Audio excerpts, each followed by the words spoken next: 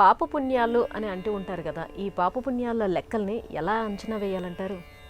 రమణ మహర్షి ఈ లోకంలో చాలామందికి తెలిసినటువంటి మహానుభావుడు. అరుణాచలం జ్యోతిర్లింగం. ఆ మహానుభావుడు ఈ కలియుగంలో మన అందరి యొక్క అదృష్టం కొద్దీ ఆయన నిజంగానే మౌనంలోనే ఎక్కువ కాలం ఉన్నారు. ఒక్కొక్కసారి నోరు విప్పి భక్తులు అడిగినటువంటి ప్రశ్నలకి జవాబులు చెప్పారు. అలా ఒక సందర్భంలో ఒక భక్తుడు రమణ మహర్షి గారిని ఈ ప్రశ్న అడిగారు. ఈ పాపపుణ్యాలు అంటున్నారు కదండి, వీటిని నేను ఎలా పరిగణించాలి? నాకు తట్టుకోలేకపోతున్నాను. నేను మోక్షం అంటే పాపం ఉండకూడదు, పుణ్యం ఉండకూడదు అంటున్నారు.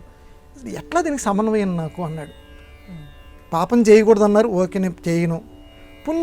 పుణ్యం చేసుకుంటాను నేను. పుణ్యం అంటే మంచి కార్యక్రమం కదా, పుణ్యం చేసుకుంటే మళ్ళీ జన్మెత్తాలంటున్నారు. రమణ మహర్షిని పాపం భక్తుడికి పాపం దీన్ని ఎలా సమన్వయం చేయాలో నాకు అర్థం కావట్లా.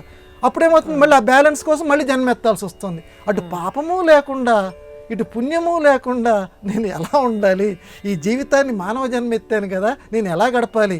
ఏదో వరకు ఇప్పుడు మీకు ఏదైనా సహాయం చేశాననుకో తోటి వ్యక్తికి, అది పుణ్యం అయిపోతుంది అని అంటే ఆయన చిరునవ్వు నవ్వారట రమణ మహర్షి. నవ్వి చెప్పారు, ఒరే నువ్వు నిద్రపోతున్నప్పుడు నీకు ఈ పాపపుణ్యాలు ఏమన్నా తెలుస్తున్నాయా అన్నట్టు.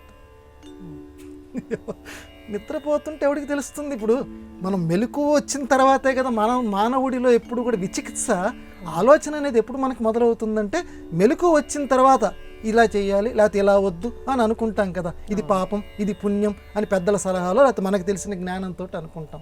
మరి నిద్రలో పాపపుణ్యాలు నీకున్నాయా లేవా? లేవు. నిద్రలో లేని పాపపుణ్యాలు ఇప్పుడు నీకు ఎందుకు ఉన్నాయి అంటే వాళ్ళు ఎంత డెప్త్గా ఎంత లోతుగా ఆ రమణ మహర్షి ప్రశ్నించారు చూడండి. ఎందుకురా పిచ్చివాడా లేనిపోనివన్నీ కూడా పెట్టుకొని అనవసరంగా నువ్వు కంగారు పడుతుంటావు అన్నాడు రమణ మహర్షి. దాని ఉద్దేశం అది. నిద్రలో నీకు పాపపుణ్యాల ప్రసక్తి తెలియనప్పుడు మెలకులో ఉన్నప్పుడు వాటి గురించి ఎందుకు ఆలోచిస్తావు? మొత్తం ఆయన మీద భారం వేసి ఊరుకో అంటే. ఇప్పుడు ఒక రైల్లో మనం ఆయన చెప్పినటువంటి మాటే, ఒక రైల్లో నువ్వు ప్రయాణం చేస్తున్నప్పుడు పెద్ద సూట్ కేసు, ఒక 10 కేజీల బరువు ఉన్నటువంటి సూట్ కేసు ఉంది, అది నువ్వు మోస్తున్నావా రైలు మోస్తుందా అన్నాడు ఆయన. మనం ఎందుకు మోస్తాం? రైల్లో పోతున్నప్పుడు ఆ 10 కేజీలు ఉన్న సూట్ కేసు పైన స్థలం ఉంటే అక్కడ పెట్టుకుంటాం, లేకపోతే మన దగ్గరన్నా పెట్టుకుంటాం. మనల్ని మన వెంట ఉన్నటువంటి సూట్ కేసుని రెండింటినీ కూడా రైలు లాక్కొని వెళ్తోంది. 10 కేజీల సూట్ కేసు నాదని చెప్పి దీన్ని నువ్వు ఎత్తి మీద పెట్టుకోవటల్లా, ఆ పని చెయ్యి అన్నాడు. కాబట్టి మొత్తం సర్వాత్మన ఆయన్నే నమ్ముకో, ఆయనే లాక్కుంటూ తీసుకెళ్తుంటాడు.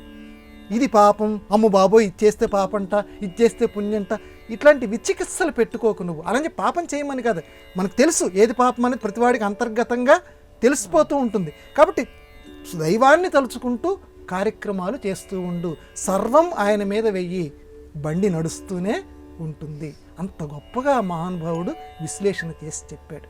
ఇది పాపపుణ్యాల పట్ల మనకు ఉండవలసినటువంటి సిసలైనటువంటి దృక్పథం.